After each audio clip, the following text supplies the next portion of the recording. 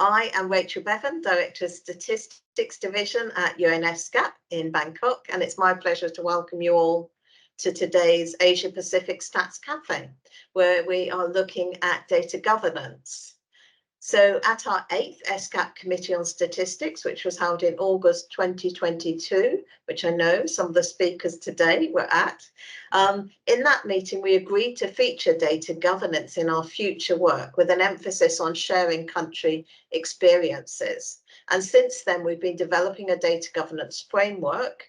And last year, we had an expert group where lots of people were able to actually come together in Bangkok, where we were able to really work a bit more in depth together to develop this kind of data governance framework. So we'll hear a bit more about that today. And since then as well, we've also been working on one-page data governance profiles.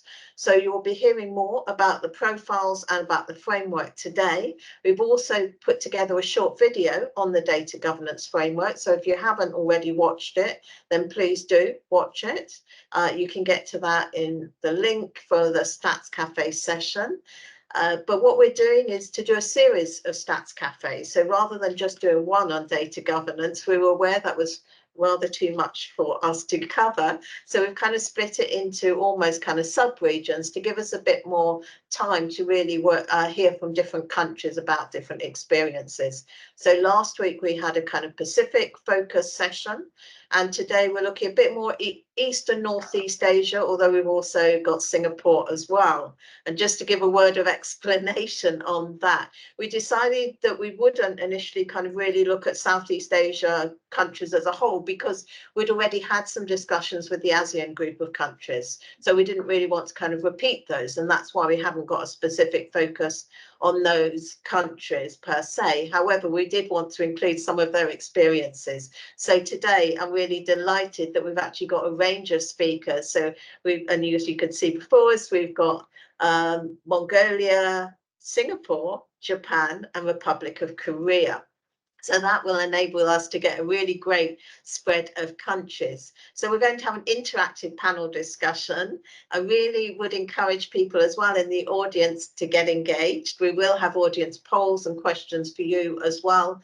Please also use the chat function to ask questions of the panelists today as well.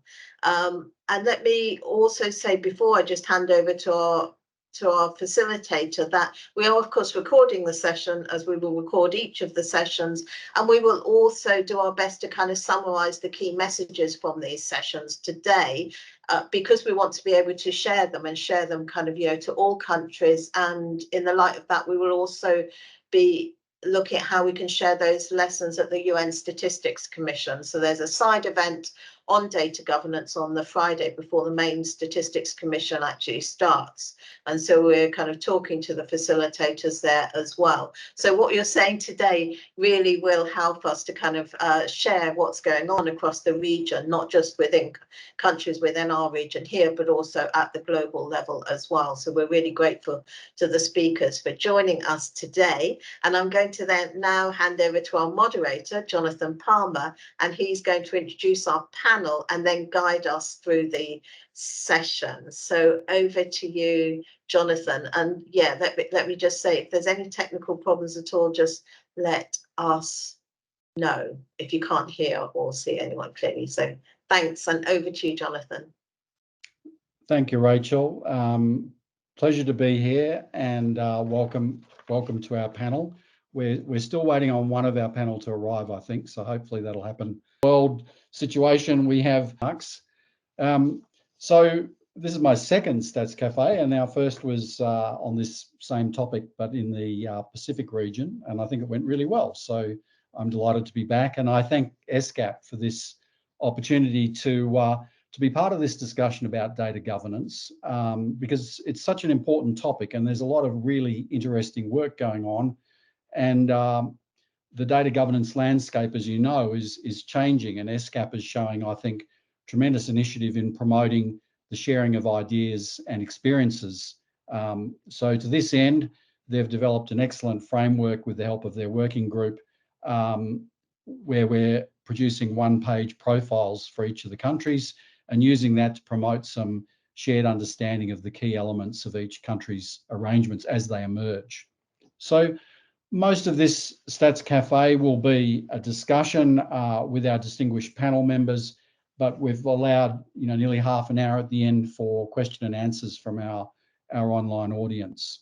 But before we get to our panel discussion, I'd like to make just a few sort of remarks about the context of this topic, if you like. So first of all, we're talking about data governance, and the definition we've been working to is this one. I hope you had a chance to look at the excellent video Rachel referenced that describes the data governance framework that we've adopted. But data governance is really about the exercise of authority over the management and transformation of data. Of course, the objective being to have that data well used and to mitigate the inevitable risks that come from that use. So that's the definition we've been using, and my big picture perspective on this is, well, statisticians are major stakeholders, as you would know, in this data governance space. We're all keenly interested in having a governance framework that allows statisticians to do their jobs well, gives them the authority they need to access data and to influence its quality. And we should also be very interested in what authority other players have around the data scene, because there could be dire consequences for our statistical systems if other agencies don't do the right thing and erode the trust we have that allows us, our providers, to give us the data. So I sort of start with this picture. This is for a long time been the world situation. We have a pool of statistical data and we have a pool of administrative. In terms of government data, we have statistical data, which is used to produce official statistics, and we have our administrative data, which is used to administer the country. Now, of course, alongside that, we have other data, big data and private sector data. I'm not going to get into that today. We're focusing on the arrangements around government data. And specifically the authority people have over those different classes of data. So in the case of statistical data, it's long been the case that statisticians have considerable authority around the data that's used within the statistical system. Although there are differing arrangements across all countries when it comes to using administrative data for statistical purposes. Usually the Statistics Act will give an NSO the authority to acquire data from administrative data sources. And it may also give them some authority to influence that data. Perhaps they need to be consulted if there are going to be changes to administrative data. And there are a number of conditions around the statistician's authority to influence data to ensure that the statistical system functions well. So that's an area we're familiar with. But then we get into administrative data, and the question is, what sort of control do statisticians and others have over that data? So clearly, many countries have clear authority to use the data, so the data can flow from the administrative systems into the statistical system. And in some cases, the statistician can influence the design and the quality of that administrative data, or there are often limits to that authority. So we come to the situation today where I think in most countries it's quite common for the statistician to have authority to set some standards, to be at least consulted if there are changes. But what is less consistent and still being debated is the authority to integrate data for policy and research rather than official statistical purposes, the authority to share that data with researchers, particularly in a highly detailed, granular form at the microdata level, albeit anonymized or confidentialized, and the authority to act as a custodian of those integrated data sets. So what we're exploring today really is the situation in each country around who has the authority to influence that statistician, and what authority do they have? Are there other agencies that they work with and who also have a mandate to exercise data governance, and what are the different roles of the different players. So I hope that's helped. That's just sort of my macro level, big picture introduction to the topic that we're discussing today. Right, so now it's time to move to our panel discussion, and I'm still sharing that screen, am I, Rachel? We can now see the speakers, so that's great. Thank you. Okay, you can see the speakers, but I'm going to start sharing again, I think, because I want to move to the panel questions. So we've got our distinguished panel here. Can I get you each to just quickly say who you are, so everyone can put a face to the name? We'll start with you, Kitihara-san. Can you hear me? This is Hisashi Kitahara from Tokyo. This is I'm from Japanese government. Is that okay? Thank you, Hisashi. We can see you. We can see you well. And then we have Eng Chuan. Thank you. Hello. Good morning, everyone. My name is Eng Chuan. I think it's morning still, at least in Singapore. I'm the Chief Statistician in Singapore. Good to see everyone. Welcome to you. And then finally we have Batavi from Mongolia, correct? Yes, good morning, everyone. My name is Battawa. I'm from the National Statistics Office of Mongolia. Welcome to you too. So we've got a fantastic panel, and we're hoping that Mr. Park from Statistics Korea will join us. So if you're in the audience, Mr. Park, I think he's please, just joined. He's fantastic. there, I think. Are you there, Mr. Park?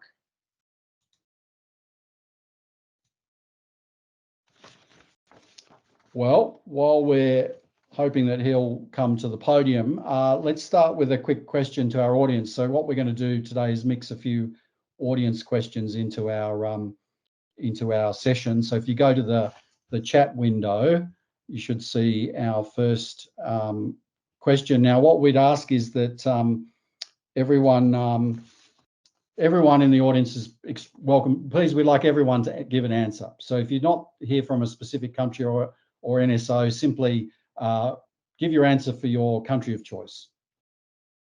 So our question, if you can see it, is whether your country has a clear strategic vision and intent for enhanced data governance of government data. So this is data beyond the national statistical system. It's all of government data.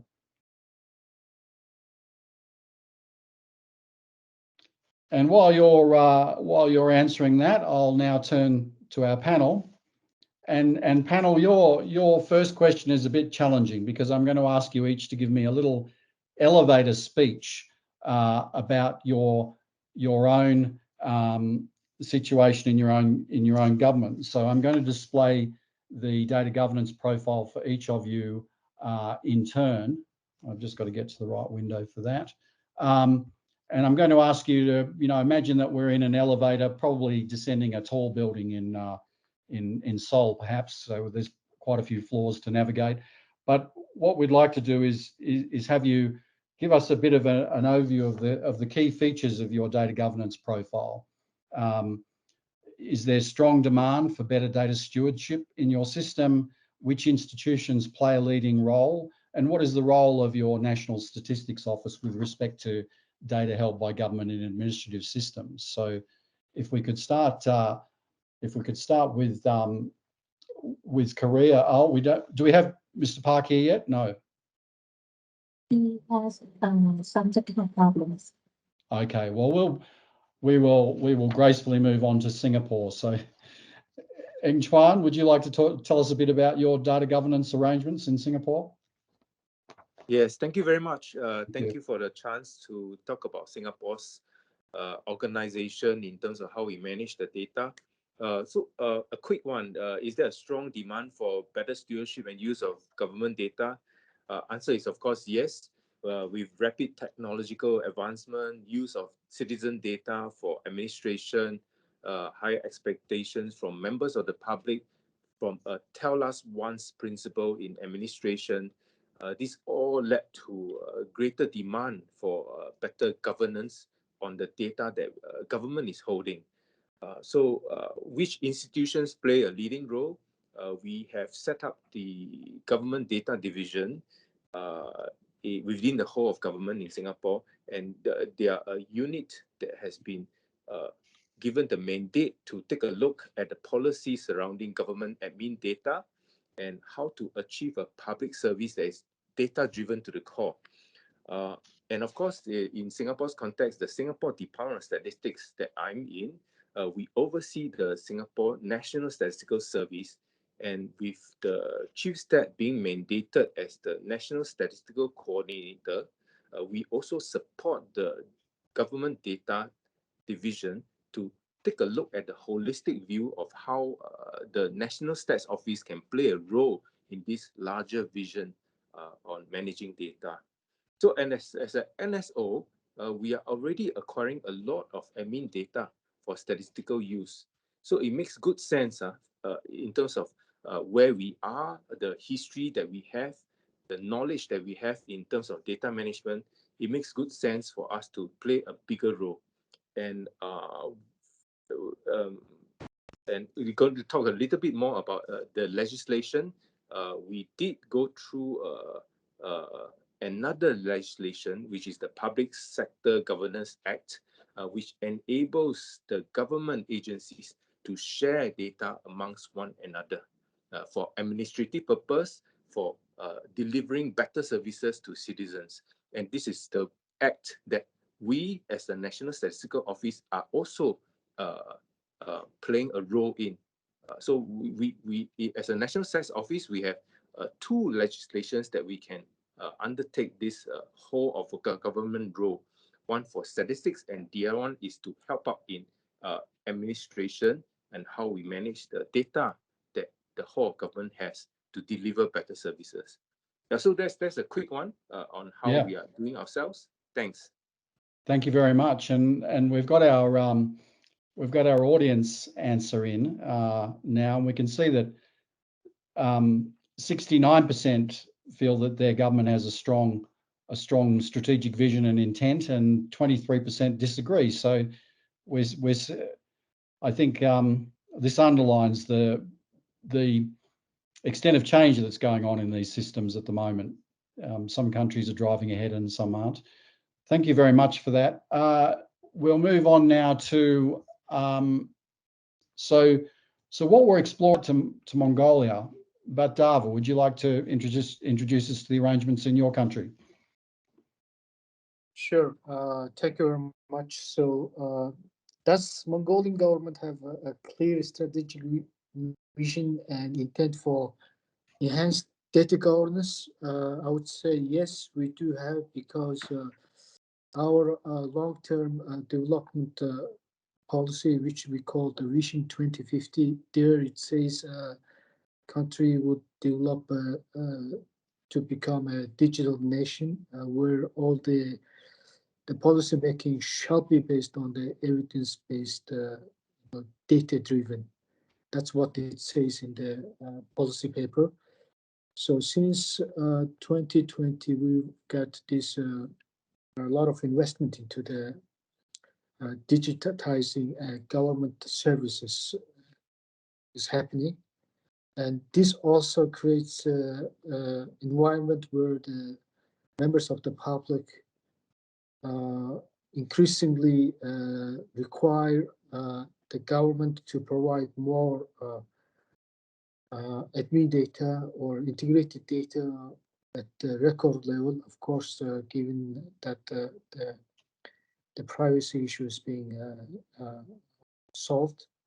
And this creates a kind of environment where the NSO has to play a bigger role here. So currently, there's a discussion at the government level as well as department level that there should be a government body responsible for integrating and assuring the quality of the administrative data nationwide.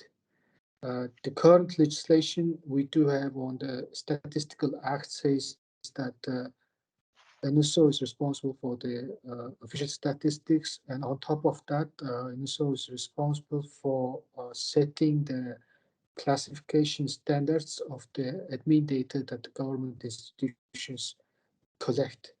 But it seems that based on the advent of these digital technologies and transformation into a digital nation, we are expected to play a larger role in terms of the data integration and the data quality at the administrative data level. So that's why we have a lot of requests from the government agencies to integrate data, and we have requests from the academia to integrate data to help them to do some research on certain topics. So Right. based on that, in 2021, we've started a new project called the Integrated Government Database. And now government has made several resolutions asking NSO to play a larger role to integrate it and help the Ministry of the Digital Development to provide the necessary infrastructure available for data integration. So basically, these two institutions are working together to solve this issue. And now we are also working on to make some amendment to our statistical legislation to help us to have some access to admin data at the record level while ensuring the privacy issues and data security. So that's what we are doing at the moment. Thank you very much for that. And I think your situation is echoed across many countries where a strong vision for digital governments and e-government and a digital society is driving improved, in your case, more digitization, and calling for the statistician to provide some leadership around how the new system should work.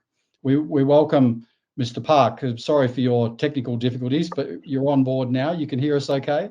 Yes, it's okay. Thank you. I'll quickly navigate back to your own profile. I say I will, but can I? Yes, I can. So thank you very much, Mr. Park. So this is our draft governance profile for the Republic of Korea. Would you mind just giving us a bit of an overview of the key, what you see as the key features? And you're responsible for data governance policy, aren't you, within your NSO? So you occupy a particularly relevant position. Okay, so first of all, I want to say that we are terribly sorry for being late due to some of the technical issues. And also, I'd like to convey the regrets of COSTAT leadership for not being able to participate in the meeting due to the regular high-level meeting among COSTAT managers. And about the answer to your question. Well, I'll start with the a strong demand for the better use of the government's data, which is present at number one, vision and policy intent. The new administration of Korea has announced a digital platform government roadmap to 2023 as a strategy to respond to the challenges and chances of the data era. This roadmap covers issues related to digitized public services, data-based administration, open data policy, data economy, and also data protection. So it goes beyond the scope of COSTAT's existing work. About the institutions, a presidential committee was formed as a central body to implement this roadmap, and various related ministries are participating as shown in the presentation number 2. And in line with these government-wide policies, Statistics Korea is expanding its role as a statistical data hub that promotes integration and utilization of data. Nowadays, many social problems are difficult to solve with data from individual institutions alone. And therefore, Statistics Korea is creating data to solve social problems by integrating administrative and private data scattered across various organizations, thereby adding to the value of the data. That's it. Thank you. Thank you very much, Mr. Park. And I'm going to come back and ask you about your data sharing hub in a minute, because I think that's a very interesting and relevant initiative. And now I'll just bring up the profile for Japan. There we go. And Kirihara-san, would you mind telling us a bit about the situation in Japan? Thank you, Jonathan, and thank you for giving me a chance to explain about the situation of the data governance in Japan. I'm working for the Ministry of Internal Affairs Communication in Japanese government, and our section is responsible for statistics policy. And now let me start from vision and policy intent. In the current Statistics Act of Japan, the concept of official statistics has two aspects. The first one is statistics as an information platform for society. In this regard, two laws concerning data utilization and digital society state that the national and the local government to implement necessary measures in relation to data they own so that it can be easily utilized by citizens. The second one is statistics for administrative organization. In a government, the evidence-based policy-making promotion committee drives the utilization of statistics in policy making.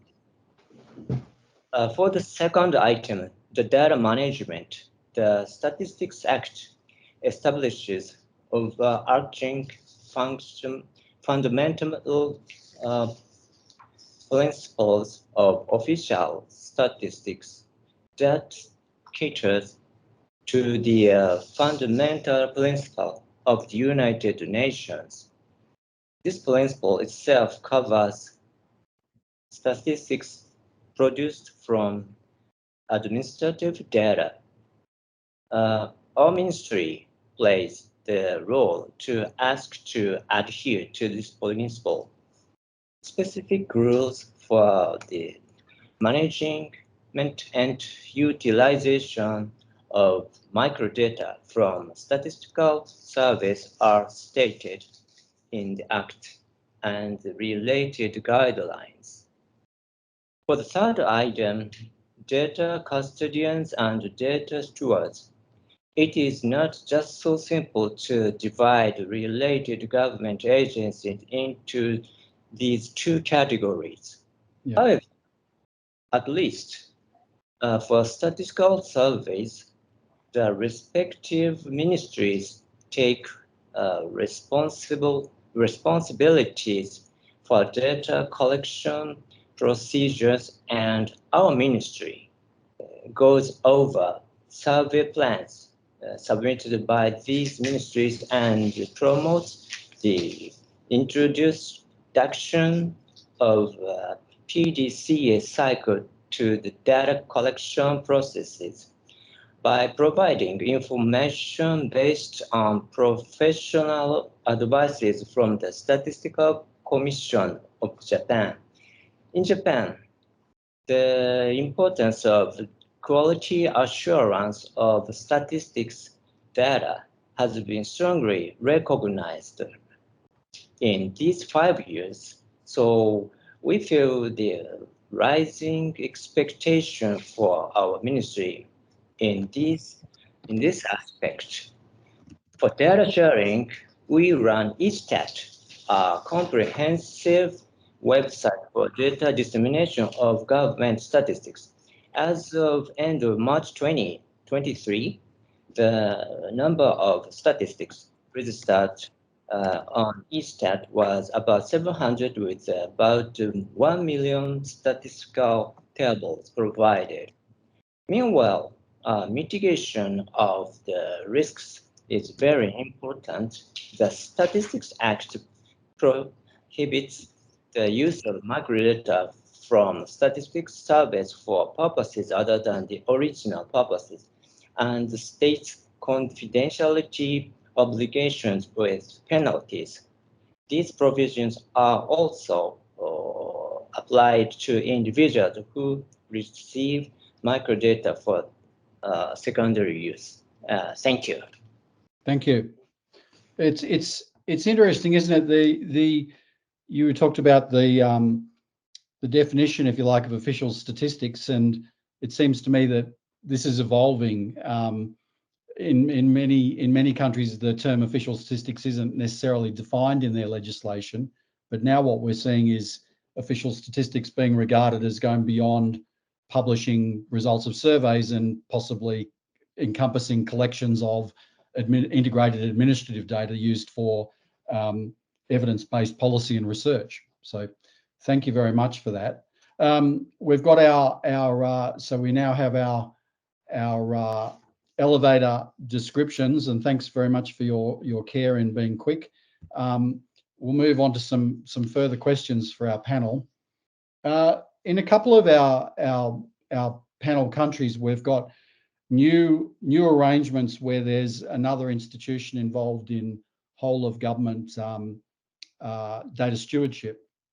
And what I'd like to explore a bit is how did this happen, and what role did the NSO play, and what role should they play? So Eng Chuan, in Singapore, you have a government data office that you mentioned to us, which sits under the Smart Nation Digital Government Office, probably sitting there with a lot of authority. It's implemented a government data architecture. So how did this happen?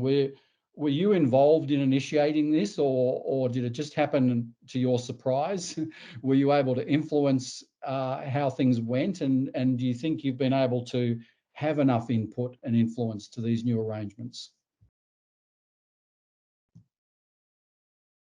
Okay, I think if we go back a little bit in history, when the Singapore government was looking at how to drive data digitally, how to service the citizens, they were thinking about making better use of government data that's collected in many different places. They need to have a law to bring all this data together, and that's where the PSGA came in, the Public Sector Governance Act.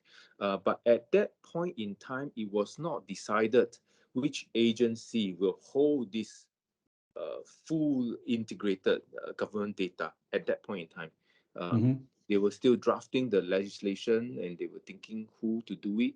And of course, I think the National Stats Office has a big role to play. And we did join the discussion. If we are not touching the Statistics Act and under the FPOS, the Fundamental Principle of Official Stats, and we are looking at integrating the data under another legislation, then why not? Why can't we play that role? Because we have all the expertise, having managed huge data sets in the past and still doing that.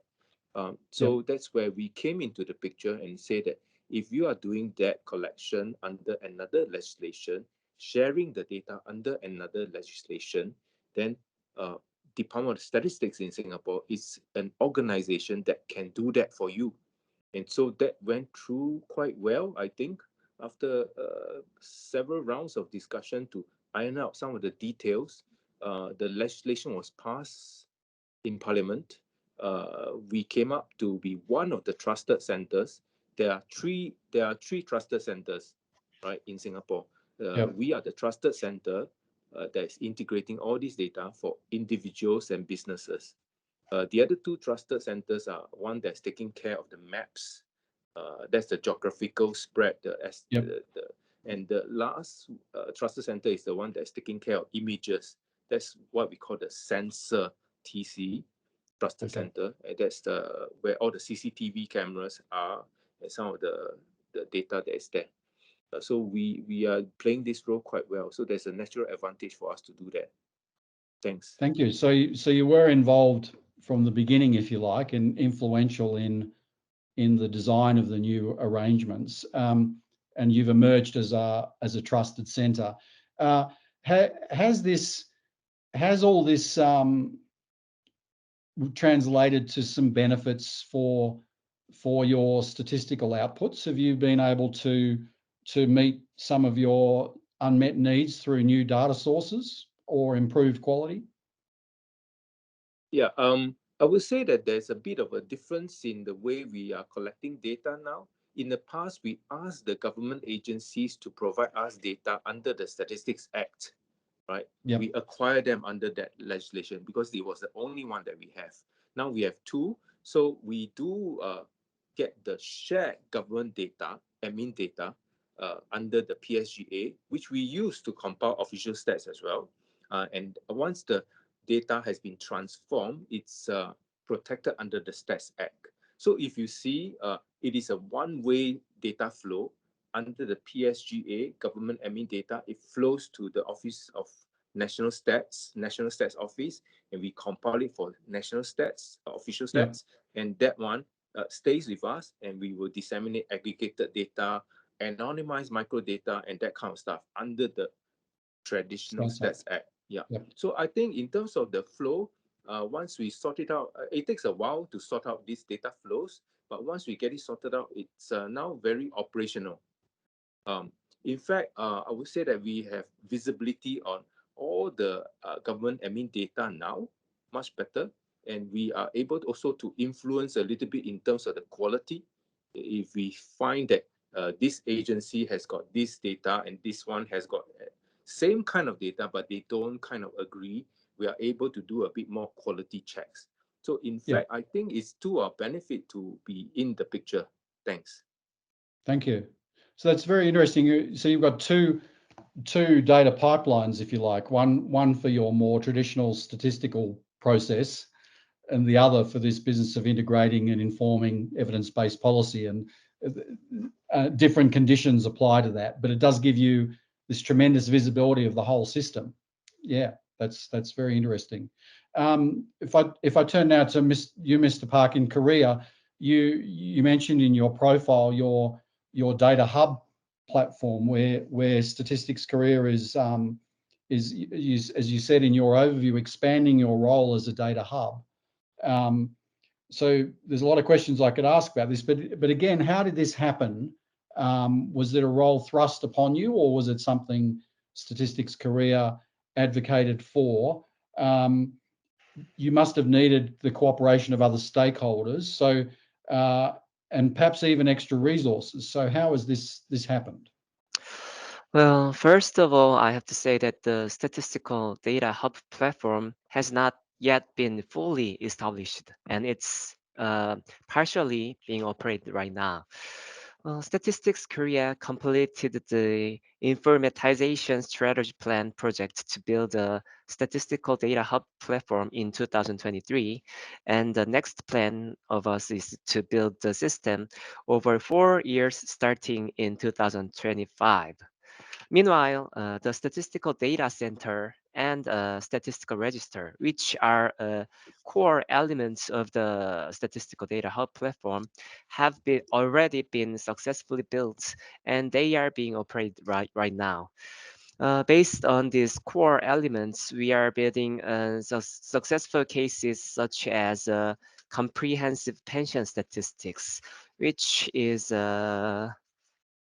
it is newly created and announced by linking 11 types of pension data scattered across various organizations, centering on the statistical register, and it was announced in 2023. About the resources, in the process up to this point, the government-wide policy of eliminating data barriers between the organizations have been of great help. But I think that the biggest driving force was that the head of the NSO showed a strong will by actively attending high-level meetings and persuading stakeholders. And also regarding the funding, the hub platform construction project will be considered as a core project of Statistics Korea in 2024, and the feasibility of budget allocation will be reviewed by the Budget Ministry soon this year. And if the budget bill is passed in 2024, it is expected that the Statistical Data Hub platform will be built without a hitch by 2028, and it will perform as a statistical data hub in a digital platform government. Thank you. Thank you very much. And I think there's an important message there around the chief statistician being at the table when these arrangements are being conceived.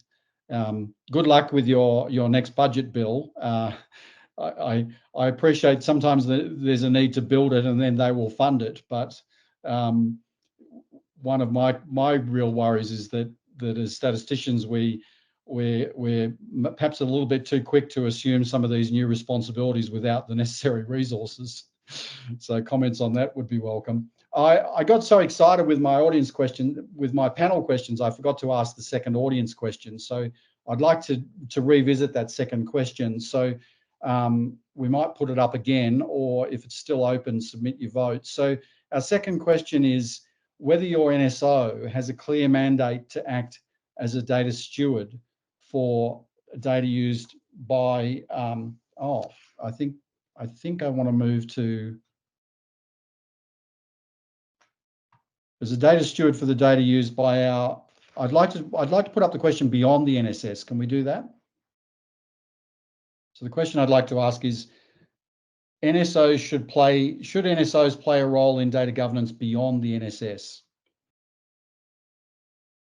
Because what we've got is a situation where chief statisticians are at the table, hopefully influencing new data governance arrangements. They could be one of 3 different centres, or they could try and capture all the role themselves. You know, what role should they play in data governance beyond? Should they play a role beyond the national statistical system? Okay, that question's up now, and I'd encourage everyone to put an answer. Again, if you're not from a particular NSO, don't worry, just put it for your NSO of choice. Mr. Kirihara-san, you've been very, very patient. You told us something about your own situation there in Japan, where it's very interesting that you've got the government's passed some very, very broad brush, I would call them ambitious or visionary laws around establishing a digital society and challenging agencies to then implement what is required to deliver on that. So your government established the digital agency in 2021, catering to the emerging importance of digital transformation in the context, of course, of your experience with COVID, which would have introduced fresh demands. So how do you see Statistics Japan as the NSO playing its role in the formation of this digital society? Will it need to take on new roles or provide new services? Thank you. Thank you, Jonathan. In my presentation, I mentioned some legal frameworks which are under the digital agency, just you have mentioned, just established just a few years ago, and official statistics are more or less influenced by these frameworks. Related to this trend, I would like to mention 2 challenges. The first one is how we can bridge digital agency and national statistical system. In Japan, the national statistics system is rather decentralized one. That means that each ministry makes its own statistics. Yeah. And the centralized and decentralized statistical system is one of the classical issues in the international statistics community, but we have not seen how a whole new agency for digital government and society could affect we did go through national statistical system. So this is a challenge in a system in digital, driving digital society. This is the one challenge. And the second challenge is quality assurance of statistics produced from or with new data sources. Data from private sectors and even administrative records have biases when it comes to produce statistics. Quality assurance of statistics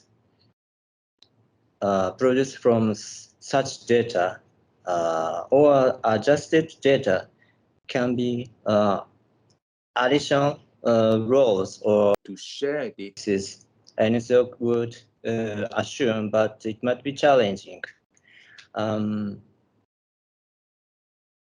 Data quality assurance is recently very important. Actually, it has been important, but in my country, these few years, the people recognize the importance of the quality assurance of statistics, and this must be a challenge if we try to look at those statistics produced with and or by data from private sector or government administrative data. Thank you. Thank you very much. It's a long-standing tension, isn't it? The quality needs of the statistical system versus the quality needs of the administrative system, where you know, they don't necessarily align because the administrative data owner is most interested in performing their administrative function, and they may see little or no benefit in improving quality of elements of the data that don't apply. So, as you say, it's important to understand what biases that introduces. So, a very tricky, long-standing question, I think. And then that begs the question of, if the quality isn't good enough, who has the authority to influence it? You know, and that's what a lot of us are grappling with, I think. So thank you very much for that. And you raise an important point, I think, about the degree of centralization and decentralization of statistical systems, because our profiles don't really, I mean, if you read the profiles, you can see, if you like, the clues of whether a system's decentralized or centralized. But I think that's just another key element of the context of understanding these profiles. So I thank you for that. We'll move on now to some questions from the audience. But before we do that, I'd like to put another question to our audience itself. And this is a word cloud question, and this is directly relevant to your answer then, Kirihara-san. It's around, what do you consider in administration in increased sharing and integration of government data? So, audience, if you could please give your answers to that. So this is a word cloud question. So that the whole government has. 3 words that you think capture the greatest risks involved in sharing and integration of government data. And most importantly, please start putting your questions into the chat window. And Jonathan, were we going to hear a bit more from Mongolia? I'm not sure if we've heard. I thank you. I thank you very much for that. Yes, thank you very much, Rachel. And my apologies, Batava. I missed an audience question and then got excited and tangled up. So you've been very patient. Your one-page profile for Mongolia, that the vision of building a digital nation, which is a common vision across a lot of our countries, and that often involves, as we've seen in other countries, establishment of a a special government unit to drive that digital agenda. And then poses the question, what role does the NSO play in this? So is this digital nation vision and initiative an opportunity for your office? How do you see your NSO managing and exploiting the data that might be used by your statistical system? So tell us about how you would like things to proceed and what role do you want to play? Thank you very much, Jonathan. I thought, I was like, no need for my. No, not at all. I'm very now sorry about that. So basically, yeah, I think this policy vision of building a digital nation both brings opportunity and the challenge to us. Of course, the opportunity will be first that there is like more investment and more policy support in helping to establish either the physical or policy environment for establishing this, data, hardware, software, and other policy support. And one of other opportunities for NSO is that previously, before the policy was passed, when we needed the administrative data, we had to meet with the government agencies which hold the data one by one, and we had to enter into negotiations, lengthy negotiations to exchange the data, which normally took about like almost 2 years to get the data. We had to have a certain agreement with them regarding the confidentiality and etc.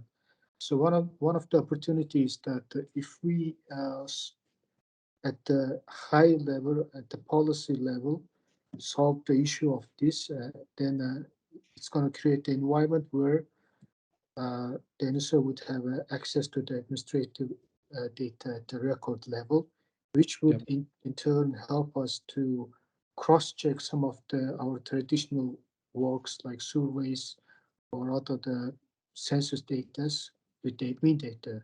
So I think that is helping us in terms of the data validation and the quality checking. But also at the same time, I would say it brings a lot of challenge to the research. So because I think it's same in other countries. Whenever people talk about the data, they automatically translate it as a work as a statistics office. So when there is a quality issue of the admin data, it shall be based on the evidence, or the question comes to us: why is the data on the vehicle registration has some issues? Even the policymakers ask this question from us. Yeah. So when we start to play a bigger role in the integration of the data, administrative data, now more and more questions and more is in the policy paper regarding all these, data quality and the management issues. Even though we don't have at the moment any legal authority to go and check the data, so that's creating one of the challenges. And this goes to basically, if we divide our challenges we face, it's like 3 challenges basically. One is the governance issue. First, it's in the governance issue, it's first legal arrangements. So even though the policy paper establishes the move into a digital nation strategy, we are in the process of amending the legislations accordingly. So basically, though there's like open data legislation, the Data Privacy Act has been established, but we are yet to make some amendment to our Statistical Act to have us access to record level data, and also to create the kind of the data governance board or data policy board at the national level, which would oversee the responsibilities of the each participant organizations in the administrative database data creation and integration issues. So that's why, even though we don't have any legal arrangement yet, the questions keep coming to us, and we have no solution yet. And secondly, it's technological issues. So we have to prepare this data warehousing, data architecture, and all these issues at the same time. And this requires a considerable amount of investments from the government side, which level, of course, given of digital development is doing quite well on this side. And third challenge we face is it's the biggest problem that we face. It's a capacity issue. Right.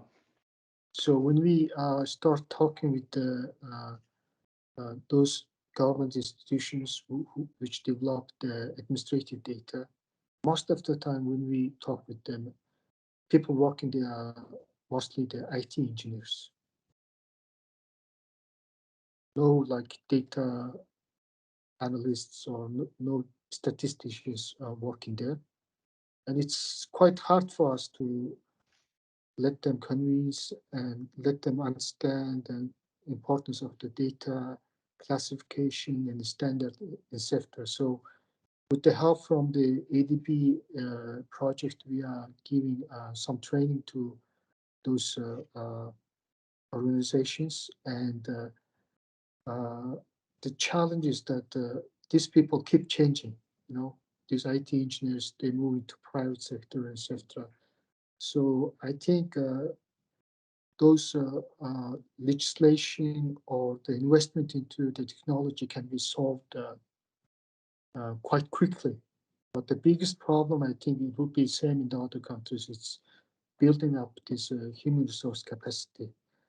And another issue also, or challenge we face at this time is that we start to integrate some of the admin data, but some government institutions are asking to get some record level integrated data from us, from the statistical office.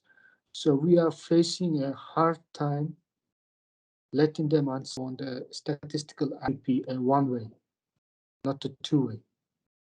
So, and then they don't get easily understand it. They say, then what's the point of integrating all this data? You know, so we have to tell them it's about you know, privacy, it's about the data security, etc. So I think a lot of other countries would face the similar issues. We have to nurture and develop this, I would say, the culture where the data privacy and the data traffic should be a one-way. Otherwise, you know, some law enforcement or some government ministries are asking us to give them the integrated data at the record level. Yeah. So if we start doing then I think we're going to have a huge issue with the mandate from the public, whether the government should be responsible for this. So I think those are the challenges we are facing at the moment. But I would say the hardest part is the capacity building. So that's all. Thank you. Well, I'm glad we circled back to you, because I think all of those are issues that will resonate with many countries. And I think with your other panel members, you've got some, I think, interesting ideas around what your future might look like. You know, we heard Singapore's arrangements, I'm sure, are in part response to this very issue of, if I acquire all my data under the Statistics Act, I can't make it useful enough for the stakeholders. So I need another legal vehicle that allows me to acquire and integrate data and share it in a detailed way for policy and research, but not for law enforcement purposes. So I think you know, what I've observed in a number of countries is they had this real. Most data custodians said, I don't want to give my data to you because you just lock it up. You know, I never see it again. So I think you'll get some interesting insights and in the situation in some of the other profiles. We have a question from the floor that is related to this. So it's I don't know if you can see this one, Eng Chuan, but the question to you, could you elaborate a little more on the sharing arrangements? Is there a limit to what can be shared, and who decides the boundary? Yeah. Thanks for repeating the question because I cannot see the question.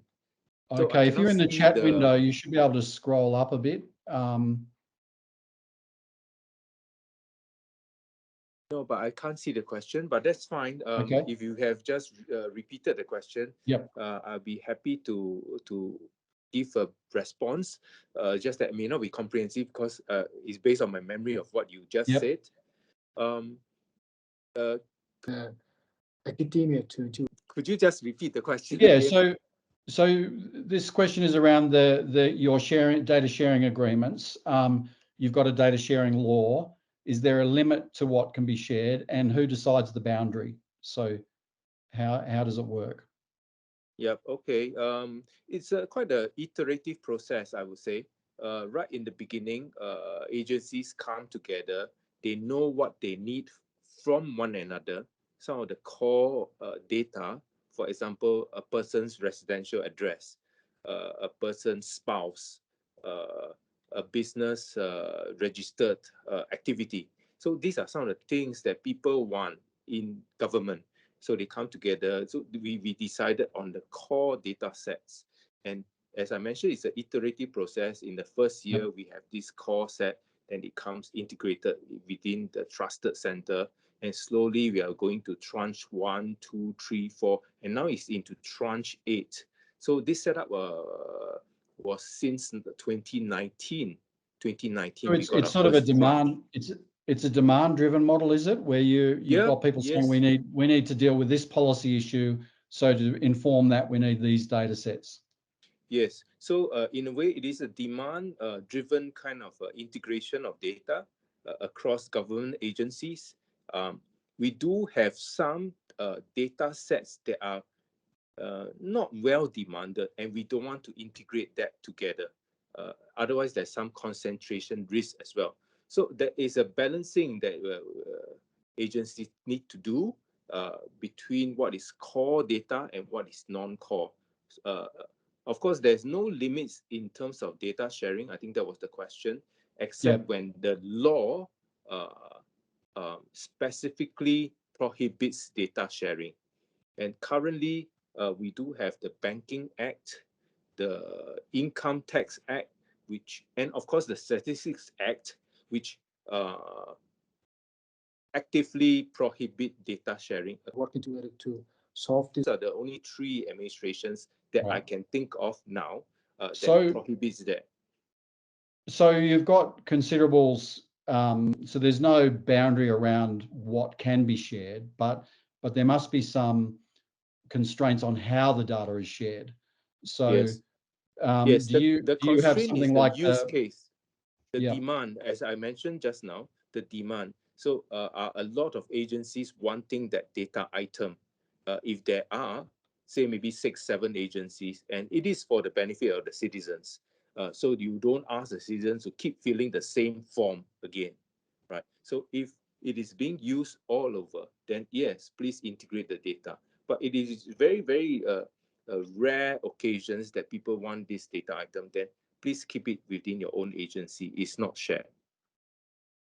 Okay.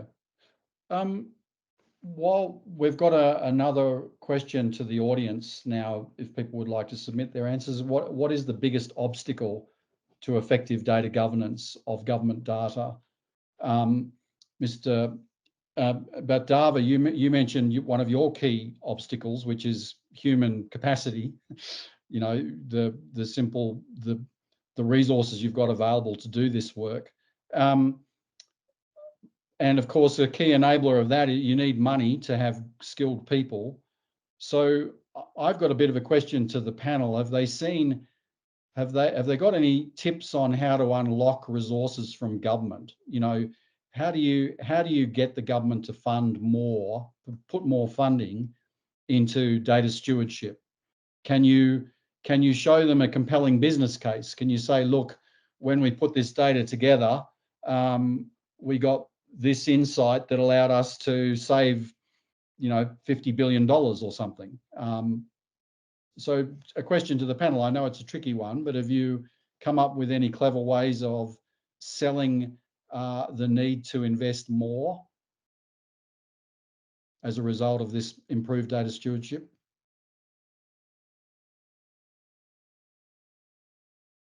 Statistician to provide some leadership around.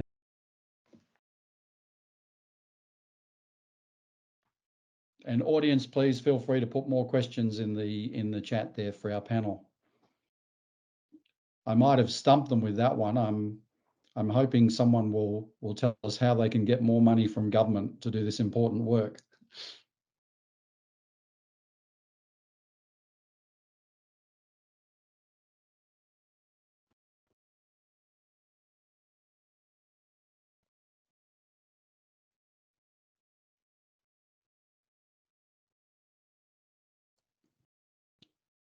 Just put up in the chat if you want to raise your hand, you can do that too if you want to ask a question, or you can put your question in the chat box.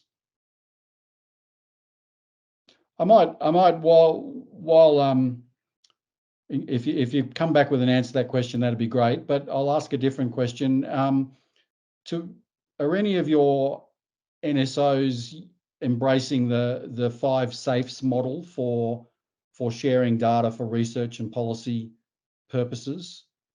So traditionally, we've made statistical data safe by aggregating it and anonymizing it. But when it comes to policy and research, people want access to more detailed data. They're not necessarily looking for identifiable data, but they're definitely looking at data that might potentially be identifiable. So are there any interesting arrangements that your agency is doing to share data in a safe way? Or is that still an emerging area?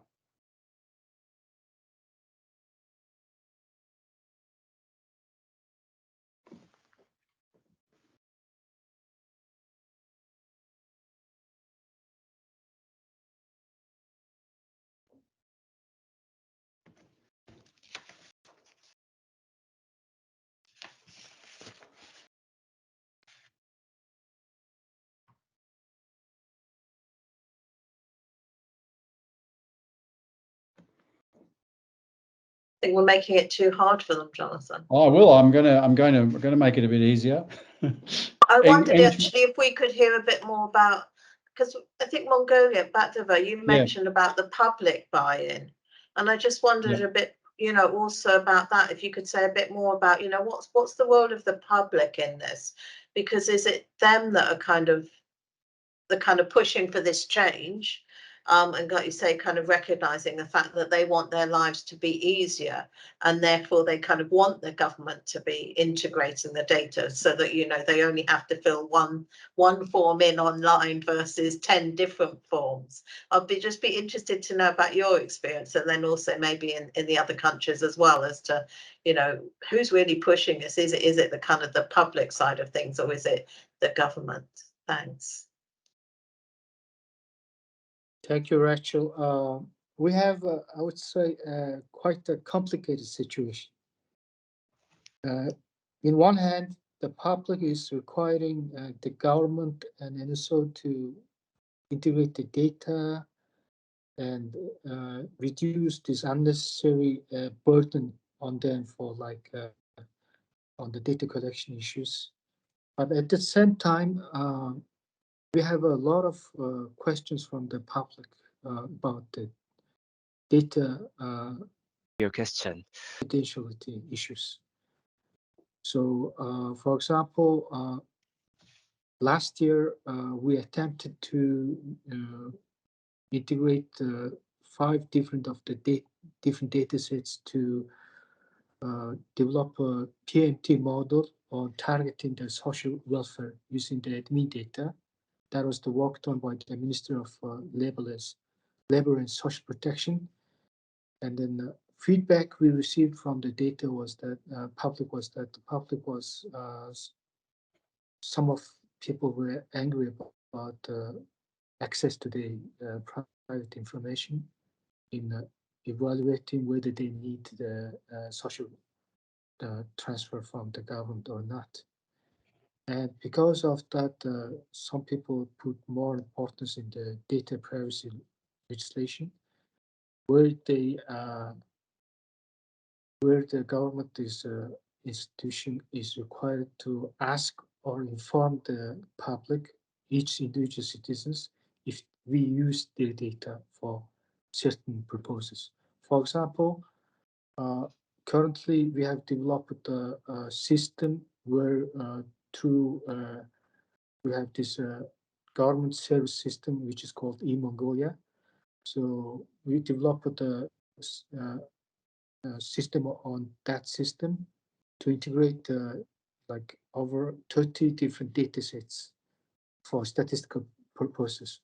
But the biggest problem for us is that when we start using that, we will have to inform all the citizens that ENEA has Open data policy had access to your 30 different data sets to produce some statistics. And then we've, before, integrating it, we discussed with some of the members of the public and also some members of the government institutions, what would be the public reaction would be on that side. And then they were quite, cautious, and then some of them say they would be angry if the NSO had access to all the data. And then I think biggest problem for us in the future is that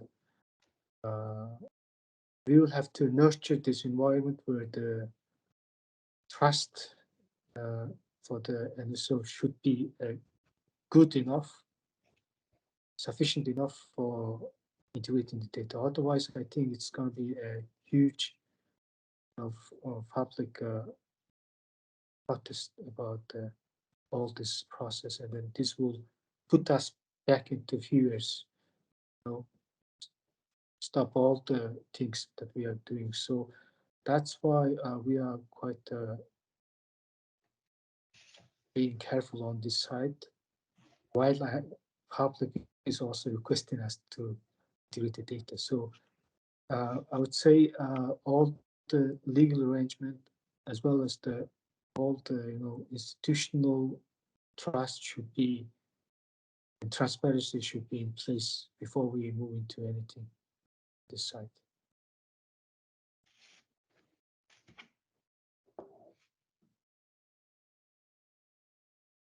Thank you. Does it answer your question or not? No, absolutely. I think it also raises many more questions.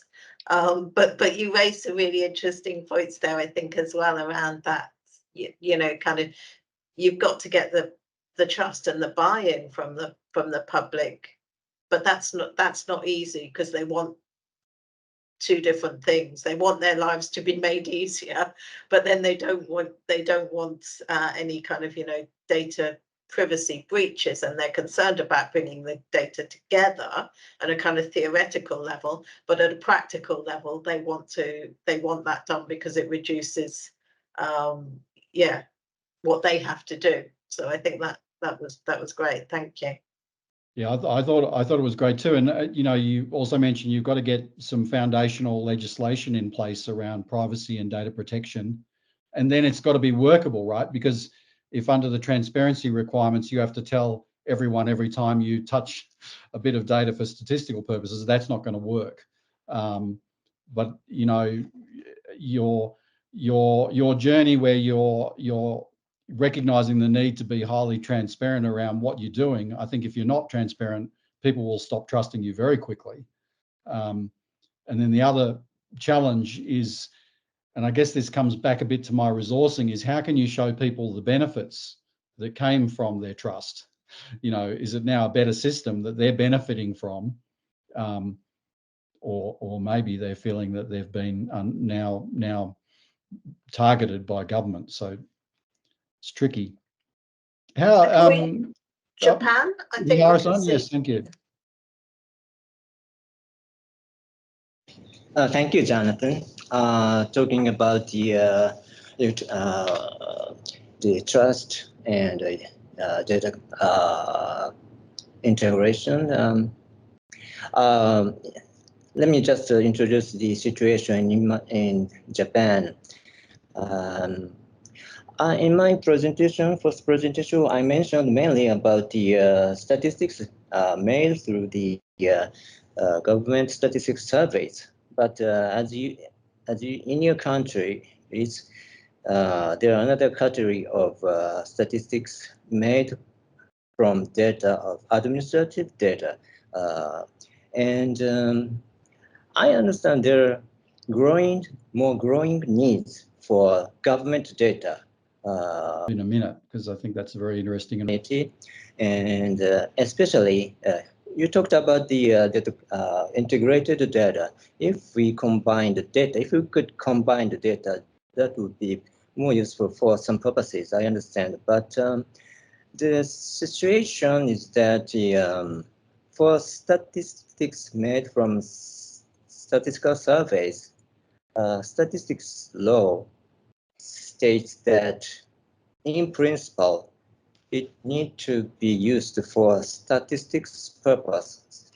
And in Japanese statistics law, there are articles about the Kirihara-san uses other than the statistical purposes. But anyway, it's basically to make statistics in principle.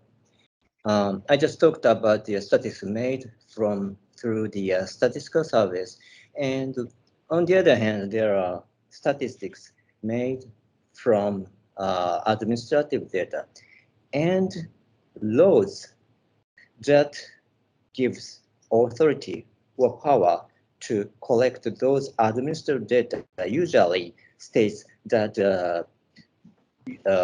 purpose of the data to use is restricted to the original purposes of those administrations.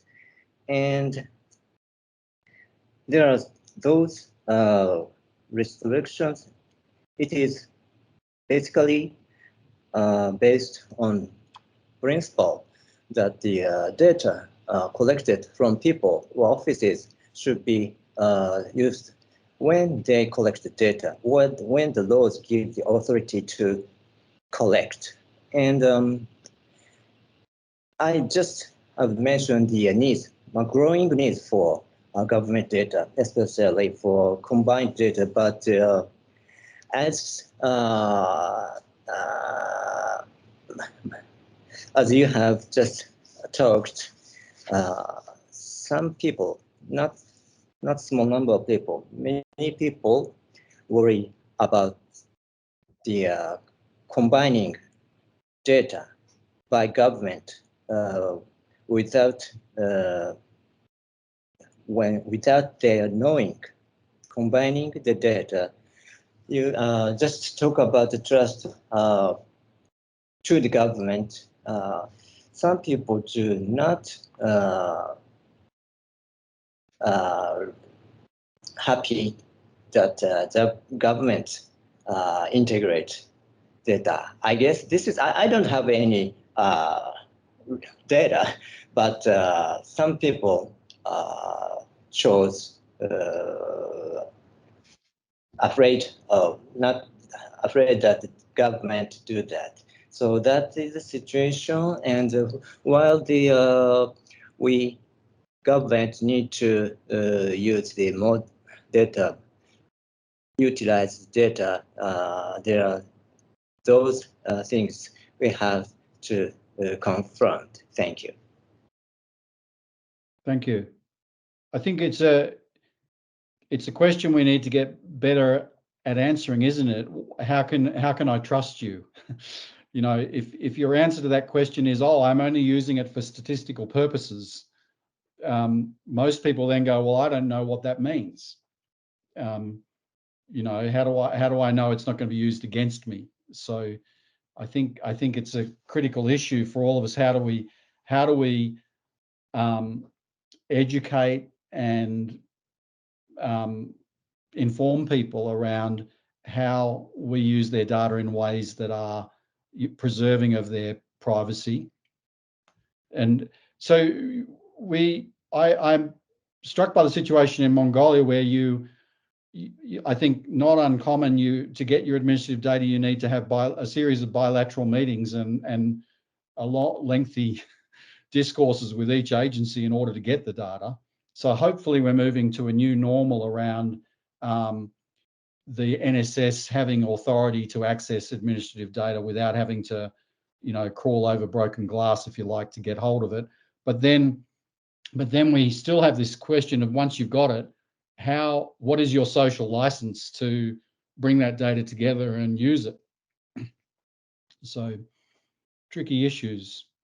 We've got a question there from the audience, and I might direct this one to you, Eng Chuan, around if you're an NSO and you're trying to put in place you're advocating for new data sharing arrangements that will make it easier to share data in ways that the public can have trust and confidence in. What would your advice be on how to go about that? Who is it that you have to bring to the table? And how long do you think you should be prepared to make this journey?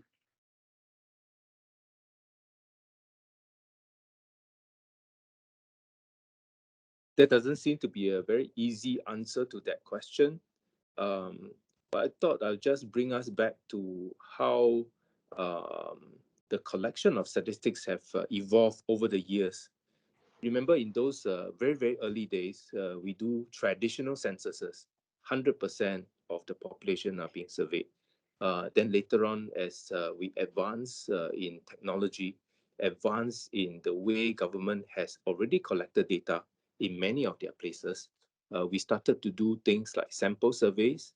We started to do things like the long form and the short form. And then we started to take administrative data to augment whatever we do with our surveys. And we look at the Scandinavian countries. They have switched completely to register-based censuses, virtual ones as well. In many parts of the world, we are using register-based censuses. So what does that mean? It means that we have been taking a lot of the data from administration rather than from surveys. So if you think about that, quite a lot of our statistics are being produced from administrative data already. So it is not something that I feel, in my own opinion, that we should be so fearful of, right? Because we are already doing a lot of the official stats from administrative data. So of course, in the course of producing those official stats, we got to be very careful as government statisticians. To me, two things. One is the trust that everybody is talking about. It is a one-way direction of that data, and you compile the data to do the second thing, which is to produce quality statistics. So one is on the trust that you give to the people and to the agencies around you, how you use the data in the community around you, international community as well. And secondly, that the data you produce must be of good quality. And of course, we have a lot of methods and concepts and quality checks to do that, right? Even using big data to compare prices. So you see, our data sources are becoming very, very varied. So we cannot be confined to a certain way of collecting those stats. And of course, to get to that question, we take time to create that trust that as a NSO, we can do those things, and we are producing good quality stats with methodological notes on how we use the data, how we safeguard the data, and the 5 safes continue. Safe people, safe output, safe environment, safe data, safe projects. So it's still there, the 5 safes. So this is one part of the NSO that should not be, it should be sacrosanct. It should not be disturbed. because we need to continue that trust. Now, when I mentioned about the Public Sector Governance Act, that one is another legislation which the citizens want. It is not that we want it. The situation is changing on the ground, is becoming so much more digitalized, especially after COVID. And citizens want to have it easy on their handphones, mobile apps. They don't want to go down physically to apply for a form. They don't want to do that. So in Singapore, we are seeing that, and that's why we are driving this data to the core. And so which is the agency that can best do that? And I think that is where the answer is. If NSOs don't want to do that, that's fine. Somebody else to do the job. So it is a natural movement of countries, I feel, especially in Singapore, that citizens want to tell us just once, please don't come and disturb me second time, right? So that's where we have the Public Sector Governance Act, which enables a certain agency to do that, to integrate the data together to make the citizen service delivery a smoother process, right? So now the question is, do NSOs want to play this role? We may not be called NSOs, we may be called the National Data Office, right? But it is just a term, it's just a name. It's up to you how you want to name it, right? But you have the legislation to empower you to do that job. So that's where, in Singapore's context, we put our hands up and say, yeah, we have the knowledge, the data management knowledge, we have all the security set in place for producing official stats. We have the people who are able to do that. If you give us the resource, that's why my friend in Mongolia was saying, do we have the resource? So when the government wants to set up this office, they must be able to at least do some resourcing, right? So that's where we say, you give us the resource, we'll do a good job for you. And that's what we are doing now. We are evolving still. There should come to a saturation point where core data is defined and by the demand, by the use case. It cannot keep on growing forever because you have that concentration risk that I was talking about. So again, technology may save us there because we are not talking about federated access. You don't need to put all your data in the same basket. It can be out there, and you can have data pipes to pull the data together on a needs basis, and there's less concentration risk. So things are evolving, so we got to keep up, right? Otherwise, you can have another data office doing the job for you. But that's fine. That's my own view. Everybody's context is different, so we play to our own context as best as we can. Yeah, I think context is absolutely key, isn't it? And the nature of your own society in terms of its level of trust in registers and government's use of data is a key factor. And it's going to be fascinating to see if indeed the right answer for many countries is to have a Data and Statistics Act, as they have in New Zealand, you know, and the statistician becomes the chief data steward, or whether they're in other countries a better situation for them is to have the statistician playing specific roles, and some of the stewardship being performed by another agency. So I think that's really the value of these profiles, and this discussion is teasing out, if you like, the different contexts we're all operating in. You know, in Japan, a decentralized system with a particular legal mandate. In Mongolia, administrative systems still being digitized, and a level of public concern about how this data might be brought together. And then, of course, in Singapore and Korea, already quite advanced infrastructures for bringing this data together to inform policy and research. And it's integrated with the desire to provide better services to citizens as well as better policy decisions. So I hope our audience has found this discussion useful. And I want to thank the panel for their insights and their patience. It is, and I apologise for asking a couple of difficult questions, but there are no, in a way, there's no easy answers in this topic. you know, but we can certainly share our ideas and experiences, and this I think has proven to be a very good forum for that. So I'd like to finish my contribution with my thanks to you, panel, my thanks to the audience for answering those questions, and I'll hand over to Rachel. Thank you. Thank you so much. Thank you to the panel for all your insights and for being so open as well. I think that's great when we can really kind of hear directly from you as well, when we get that real insight into what's actually happening in each country. And it is interesting as well to see that we have a very different kind of discussion than we had last week with perspectives, because it's such a broad kind of topic.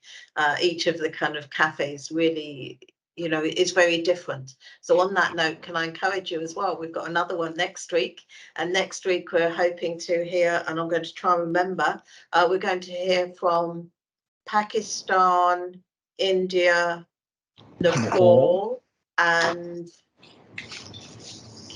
one more that I've just forgotten. We will get back to you. We will share the flyer actually in a minute. So please do join. We're looking mostly at South and Southwest Asia next. And then the following week we'll be looking at North and Central Asia, and maybe a little bit more generally as well. So each of them is very different. So please do come along and join us. I won't try to kind of really summarize it, although it does feel much, you know, that this is a journey that everybody's on, but we're all starting at very different points. We've all got a very different background to that journey, and the kind of paths that we're taking are all different. But I think, you know, what it does demonstrate is that it's difficult. It takes time, but we really can kind of learn from each other.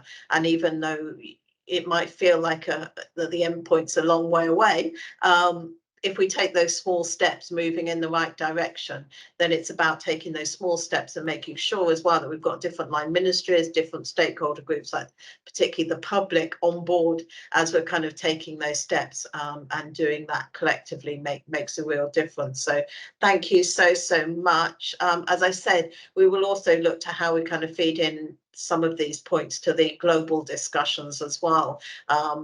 But I feel like there's so many things coming out. We will do our best as well to summarize them. And please, I'd encourage people as well, as we start to share the one-page data governance profiles, do please take a look at them. They're not meant to answer everything, but they're meant to kind of just encourage us to kind of, you know, see some different examples and spark some more thought, and perhaps allow us to have further conversations on many of these topics. So thank you so much today to everyone who's spoken, but thank you as well to all of the audience for engaging and for making this a great cafe. Thank you, everyone. Have a great rest of the day.